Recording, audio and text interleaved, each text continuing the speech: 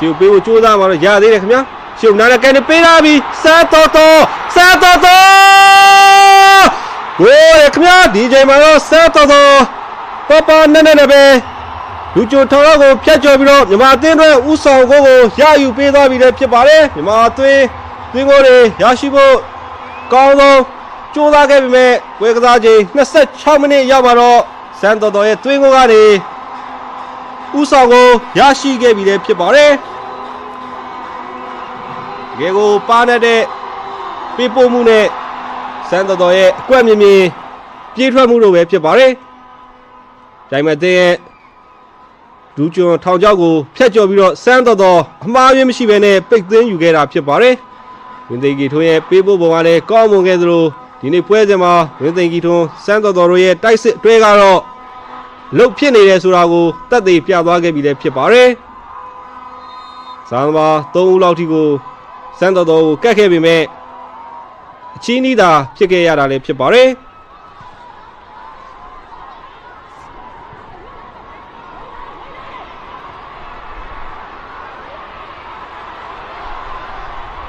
ဝဲကစားချိန်26မိနစ်မှာတော့ပါလာထိုးမဲ့ချိန်နဲ့ကြည့်နေတယ်တယောက်လည်းတော့ကြိုးစားတယ်မေတက်လူလွတ်ကျွတ်ပဲမေတက်လူဂိုးရခင်ဗျာဒီချိန်မှာလည်းမေတက်လူလွတ်ကျွတ်ပဲ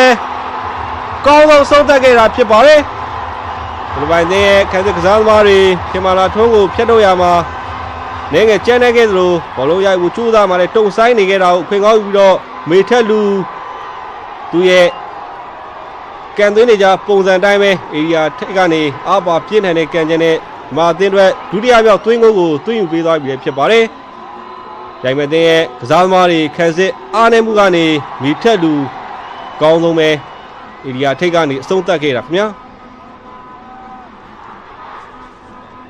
။မာအသင်းအတွက်ကတော့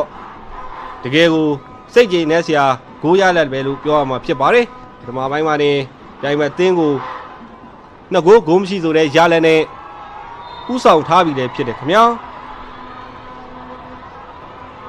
မာသွင်းခဲ့တဲ့သွင်းကိုနှစ်ဂိုးနဲ့ပဲဆက်လက်ပြီးတော့ဥဆောင်နေတာဖြစ်ပါတယ်ဒုတိယပိုင်းမှာခုဆိုတော့ဘုဒ္ဓမာမိုင်းတစ်စိဝင်းတေဂီချိုး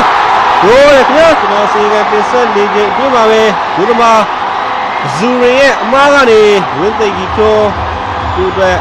နောက်ထပ်သွင်းကိုတစ်ဂိုးကိုတော့သွင်းယူသွားပြီဖြစ်ပါတယ်အုပ်စုပွဲစဉ်မှာအသင်းအတွက်ခွေကိုသွင်းယူခဲ့လို့ဒီနေ့ပွဲစဉ်မှာတော့အသင်းအတွက်တတိယမြောက်ဥဆောင်ဂိုးကိုသွင်းယူခဲ့တာလည်းဖြစ်ပါတယ်။မလေးရှားအသင်းရဲ့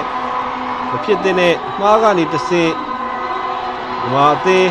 သွင်းကိုရရှိခဲ့တာလည်းဖြစ်တယ်ခင်ဗျာ။ဒီမှာအစူရင်ဘောလုံးထိမ့်သိမ်းရမှာတော်တော်လေးပြင်းထန်ခဲ့တဲ့အတွက်ဝင်းသိန်းကြီးထွန်းပါနဲ့စွာနဲ့ပဲဘောလုံးရယူကသွင်းကိုအဖြစ်ပြောင်းလဲခဲ့တာလည်းဖြစ်ပါတယ်။